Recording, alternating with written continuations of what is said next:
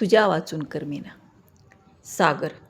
शहरातून गावात आलेला एक साधा तरुण आणि कावेरी, गावात राहणारी हुशार आणि चुलबुली मुलगी. सागर आपल्या आजोबाच्या तब्येतीची चौकशी करण्यासाठी काही महिन्यांसाठी कोकणातल्या एका छोट्या गावात येतो.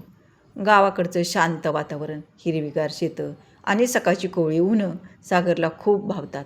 एक दिवस गावातील नदीकाठच्या विहिरीवरून पाणी भरताना सागरची नजर कावेरीवर पडते. कावेरी साधी पैठणी नेसलेली आणि डोळ्यात एक वेगळीच चमक असणारी मुलगी. कावेरीची घागर भरताना ती सागरकडे हसून थोडीशी हसते आणि तिथेच सागरच्या मनाची धडपड वाढते.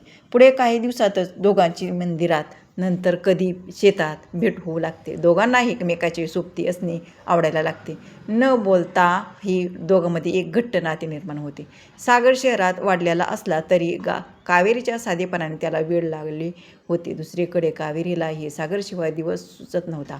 सागर जेव्हा कधी शेताच्या बांधावर यायला उशीर करायचा तेव्हा कावेरी अस्वस्थ व्हायची. एक दिवस संध्याकाळी नदीकिनारी दोघे बसलेले असतात. सूर्य मावळतीला चाललेला असतो. सागर हळूच कावेरीला विचारतो, कावेरी, पुढच्या आठवड्यात माझे आजोबा बरे होते आणि मला शहरात परत जावे लागेल. मग तू काय करशील? कावेरीच्या डोळ्यात अचानक पाणी येते. ती मान खाली घालते. तिच्या हातातील बांगड्याचा किणकिणाट होतो आणि ती थरथरते आवाजात म्हणते, सागर, माहीत नाही रे, पण तुझ्या वाचून मला करमेना बघ.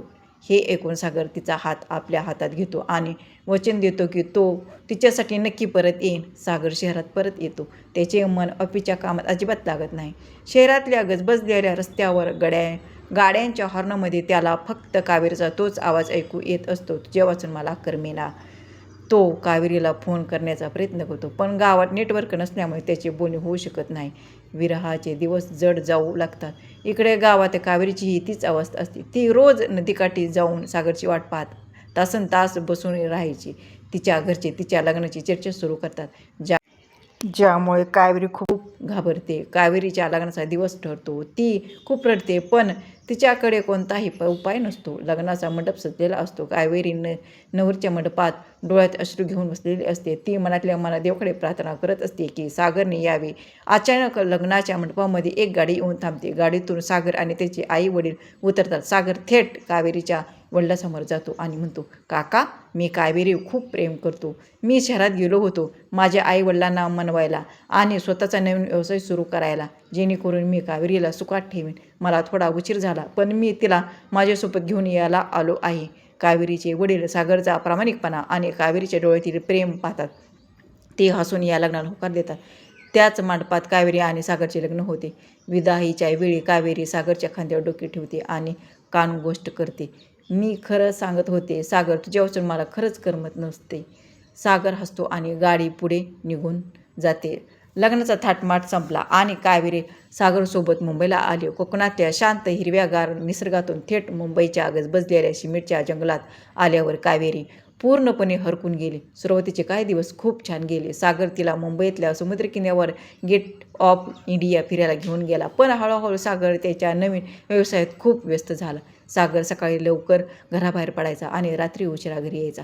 कावेरी दिवसभर त्या फ्लॅटमध्ये एकटी असायची. तिला गावातल्या गप्पा, नदीकाठची माणसं आणि मोकळी हवा आठवायची. मुंबईतल्या शेजाऱ्यांना एकमेकाशी बोलायला वेळ नव्हता. एक दिवस खूप मोठा पाऊस सुरू झाला. वीज कडाडत होती. कावेरीला गावची खूप आठवण आली. तिने सागरला फोन केला, पण सागर एका महत्त्वाच्या मीटिंगमध्ये असल्यामुळे त्याने फोन कट केला आणि मेसेज केला, मी व्यस्त आहे, घरी आल्यावर बोलतो. कावेरी खिडकीपाशी बसून रडू लागली. तिने स्वतःशीच म्हटलं, मोठ्या शहरात पैशाची श्रीमंती असेल हो, पण माणसासाठी वेळ नाही. सागर, तुझ्यापासून मला इथे अजिबात करमेना. रात्रीचे 11 वाजले तरी सागर घरी आला नव्हता. अचानक कावेरीच्या छातीत खूप जोरात दुखू लागले. तिला श्वास घ्यायला त्रास होऊ लागला. तिने कसाबसा सागरला फोन केला. यावेळी सागरने फोन उचलला. कावेरी फक्त एवढंच बोलू शकली, सागर, मला बरं वाटत नाही, आणि तिच्या हातून फोन खाली पडला. सागर घाबरला. तो मीटिंग सोडून कार घेऊन घराकडे धावला. मुंबईच्या वाहतूक कोंडीतून अडकत देवाचा धावा करत तो कसा तरी घरी पोचला. त्याने दरवाजा उघडला तर कावेरी जमिनीवर बेशुद्ध पडली होती. सागरच्या पायाखालची जमीन सरकली. त्याने तिला उचलले आणि तातडीने हॉस्पिटलमध्ये नेले. डॉक्टरांनी तपासणी केली आणि सांगितले की भीती आणि प्रचंड मानसिक तणावामुळे तिची तब्येत बिघडली होती. आता ती धोक्याबाहेर आहे. सागर कावेरीच्या बेडशेजारी बसला. त्याने तिचा हात हातात घेतला. त्याच्या डोळ्यात अश्रू होते. त्याला समजले होते की पैशाच्या मागे धावायला तो त्याच्या आयुष्यातल्या सर्वात महत्त्वाच्या माणसाला विसरला होता. कावेरीने हळूच डोळे उघडले. सागरने तिची माफी मागितली. मला माफ कर कावेरी, मी तुला वेळ देऊ शकलो नाही. कावेरी हसली आणि म्हणाली, मला मोठं घर किंवा महागड्या नकोत सागर गाड्या. मला फक्त तुझा थोडा वेळ हवाय, कारण तुझ्या वाचून मला या जगात कशातच करमेना. या घटनेनंतर सागरने एक मोठा निर्णय घेतला. त्याने त्याचा व्यवसाय असा सेट केला की तो घरूनही काम करू शकेल. काही महिन्यांनी तो कावेरीला घेऊन पुन्हा गावात आला. आता त्याने गावातच राहून शहरातल्या कंपन्यांसाठी ऑनलाईन काम सुरू केले होते. संध्याकाळची वेळ होती. दोघेही त्याच नदीकाठच्या बांधावर बसले होते. सूर्य मावळला होता. सागरने कावेरीला जवळ घेतली आणि म्हणाला, आता खुश ना? आता तरी करमतंय ना गावात? कावेरी सागरच्या खांद्यावर डोके ठेवून हसली आणि म्हणाली, गावात काय आणि शहरात काय, तुम्ही सोबत असलात की मला सगळीकडे करमतं. दोघांच्या चेहऱ्यावर एक निवांत सुंदर हसू उमटले.